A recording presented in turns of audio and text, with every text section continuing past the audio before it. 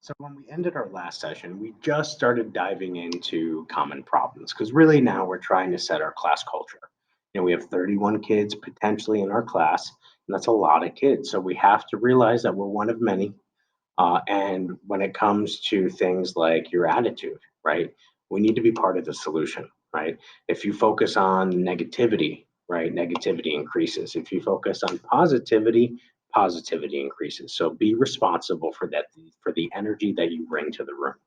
That's all you need to do. Be responsible for the energy that you bring. You can't control other people, but you can control yourself and how you react. Another thing is be kind, right? Whether we're using technology or whether we're face to face, we need to have common courtesy. We need to be kind.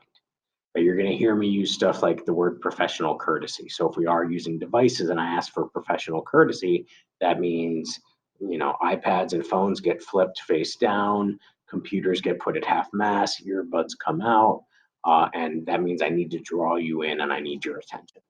Right? We need to be respectful of one another. We need to be what's called good digital citizens. So when we're online and we're commenting on people's work, we need to be mindful of how that feedback could be interpreted. So we want to be constructive, but we want to make sure we're not verging on making people feel uncomfortable, bullying, any of those things, right? We just, all of the ways you already know how to act, right? By the time you're in seventh and eighth grade, you know what's expected of you as a person. So just be mindful of those same rules that you've had in your first 6 years in school. As far as classwork goes, when we get to the speaking and the listening, it's going to be a struggle. And it's okay. You're supposed to struggle. That's the only way. You didn't hop on a bike and start competing for the Tour de France.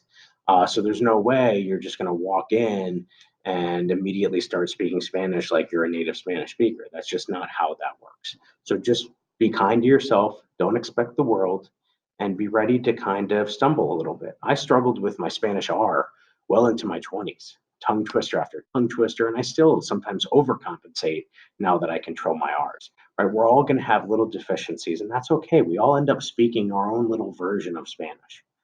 So just be kind to yourself and be realistic. And if I give you feedback, take that feedback. Read the comments. I'm taking that time because I see something in you and I see some potential in you, and I really want to give you the most constructive feedback to use your time wisely, right? And realize failure is part of the path. We live in a world of trying to be perfect and try to present ourselves in certain ways on social media that we forget that there's this sort of iceberg philosophy. We see the tip of the iceberg, but we don't see all of the stuff underneath that got us there. So just realize it's a process, and our class is designed for you to go through that process and push yourself to speak Spanish, right? Not just in the classroom, in the hallways with your friends, with the other Spanish teachers. Maybe we have some exchange students. Maybe you'll see some other kids in the lunchroom.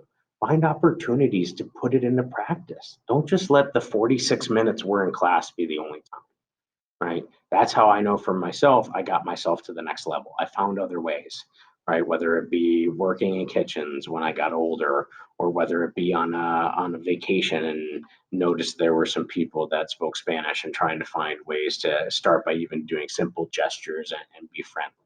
There'll be opportunities. You just have to be ready to take advantage of them. When you're absent, that happens. Maybe your team one day has an assembly that another team doesn't, and the show goes on. So there'll be activities and things that you'll need to complete. You'll have time to make it up. There'll always be a grace period, so don't get worried about that. Don't get caught up in those details. But if you miss something, make sure you go to Google Classroom and check out what we did that day.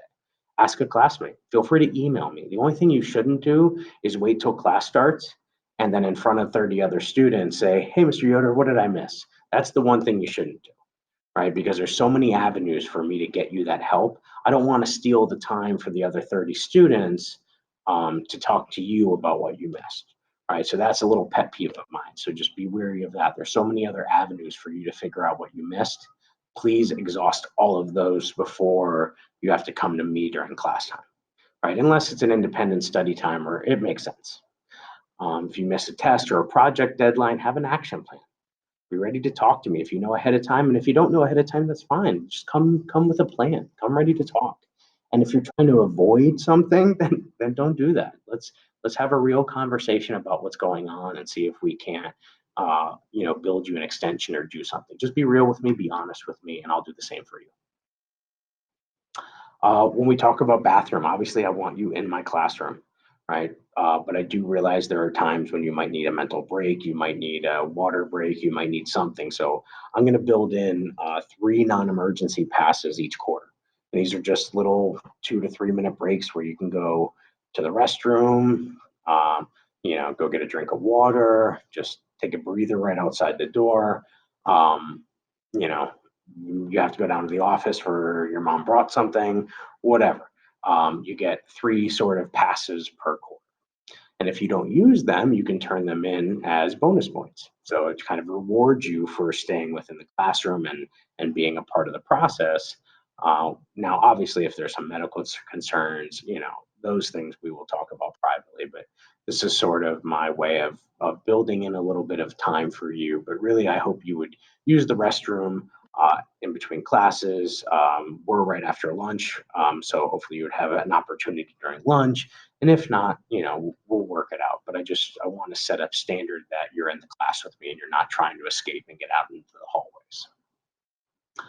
But bottom line, we're gonna have a great year, right? I like to have a lot of fun, but I like to get a lot of work done, right? So work hard, play hard. So we're gonna be engaged. We're gonna have some fun. We're really gonna use your interest to kind of guide us through, and we're gonna do really well. I'm hoping to even have maybe some of you take the national Spanish exam and do some other fun things, so you can kind of see how you might be stacking up against other students in the country. So a lot of things planned. We'll plan a lot of it together, and like I said, it's going to be a great year. All right, so I look forward to seeing you, and adios.